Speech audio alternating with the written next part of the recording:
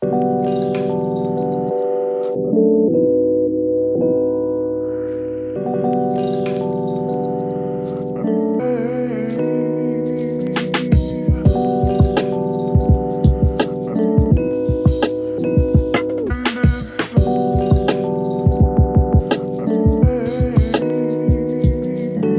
back, y'all. This is Pete Mac. We're gonna jump into sort of a behind the beat slash finish the beat together. You're joining me about halfway through the process right now, and I'm having fun with this one. I ended up pulling all of the elements that I've used so far from this one record. It wasn't necessarily the goal when I started, but I oftentimes just run with where the sample takes me, and this is where it took me. So yeah, let's get into it. So for me, this one started with the drum break. I'll let you hear where we ended up, and then I'll talk about how we got there.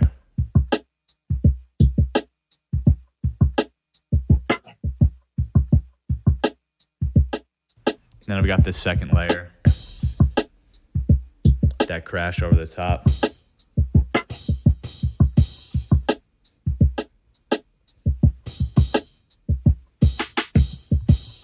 And that drum break is all from this record, but it didn't start like that at all. Listen to the track that I got the drums from. Oh, let me actually pause real quick. That was on 45 RPM. That's sped up. Originally, this is what the track sounds like.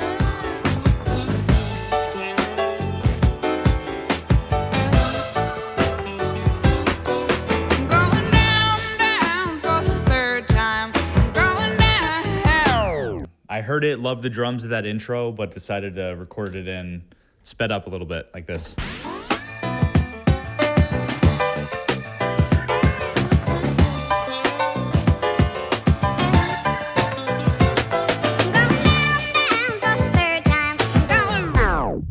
So that's what I took from the record, and then I used MPC stems in the standalone version here to separate everything out. So this is what those drums sound like isolated, and then the chops that I ended up making with them.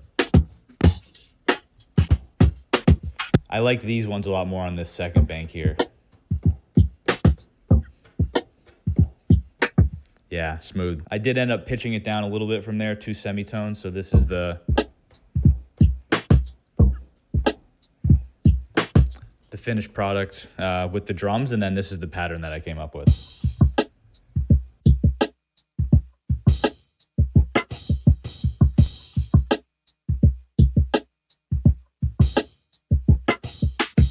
Originally, it was just this loop without that crash over the top. And then for variation, I've got this other track that I can bring in for that crasher here and there, which is from the same sample. I just duplicated the MPC program, used that one for really a layered effect over the top of the original chops, or in this case, drums, or whatever the foundation is. And cool to talk about because I actually used that layer effect in the chops that I came up with. So for a second, I'll mute those drums and I'll show you the sample that I chopped up and then what we did with it, and we'll rock from there.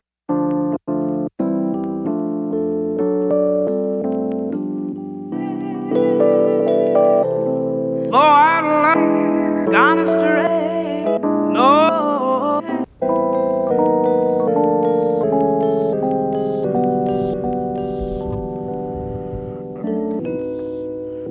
Nice and slow. Different. And then I talked about that layer effect. Got this secondary track with this layer that I'll bring in.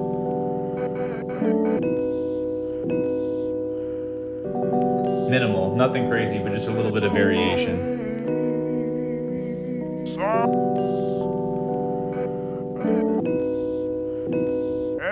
Almost time for those drums. All right, let's hear them all together.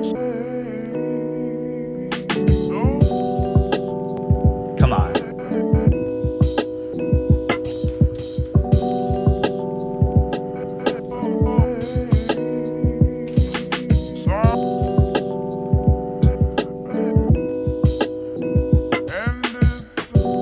Bringing those crashes down a little bit.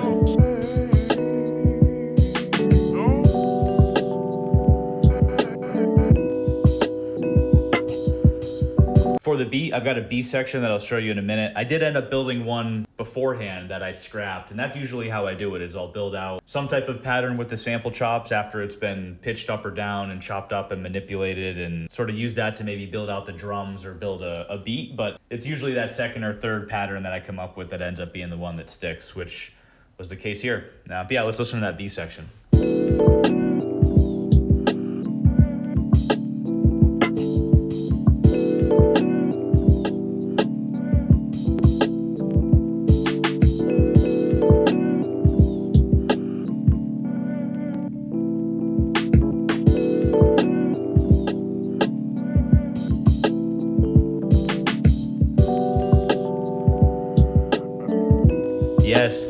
Yes. So that's it, just an A and a B section with two different chop patterns, and then the drum loop, which I'll probably, now that I think about it, I do want to add a secondary pattern with those drum chops that I already have. Just to add some variation, switch it up. And then I want to add some bass from the bass guitar, and I have some live percussion that I'll record with this microphone here, just for the fun of it. Why not? We got everything so far from this one record, which pretty unique, definitely not how I usually do it. So gonna keep things sample-less otherwise and see what we can create with stuff in the room here. All right, let's get into it.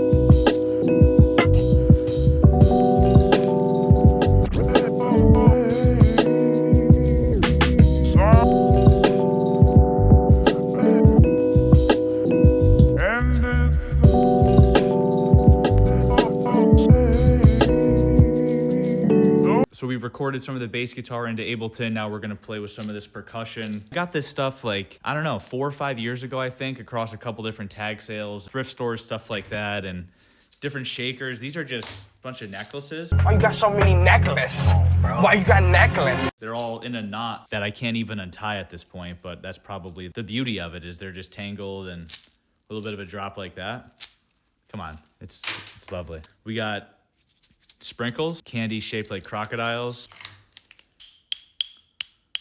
all sorts of stuff. So I'm gonna let the beat play for a little bit, maybe try a few things out, and then once we have something that we wanna work with, we'll record it in. This is a favorite of mine.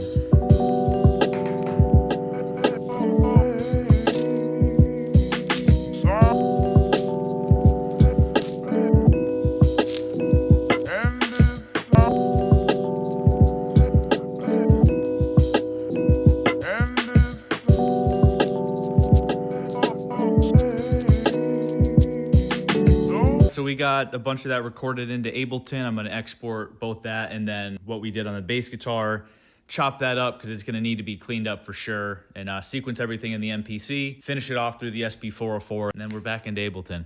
There's probably simpler ways to do everything, but I don't know, this is how I'm doing it, so let's get into it. All right, y'all, so we're back on the MPC. We've got some percussion sounds, some bass guitar sounds loaded up. This is the first thing I chopped up, a bit of a shaker. Just sprinkled it on there.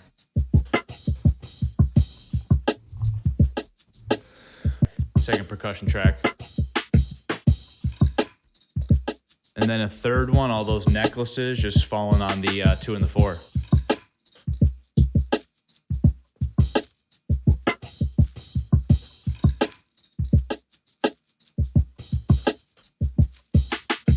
And then we bring in the chops.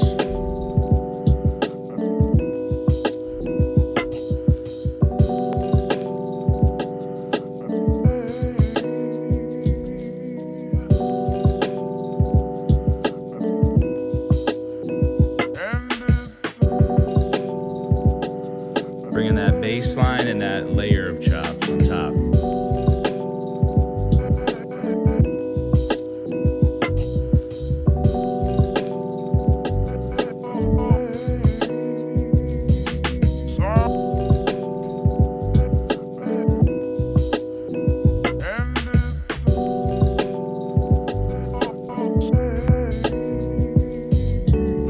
y'all. Thank you again for tuning in. I appreciate it. Once again, we flipped one record, made a whole beat off this one record. So definitely feeling good about that. And let me know what you think. It's not the craziest beat in the world, but it was fun to highlight the process behind it. So thank you for watching.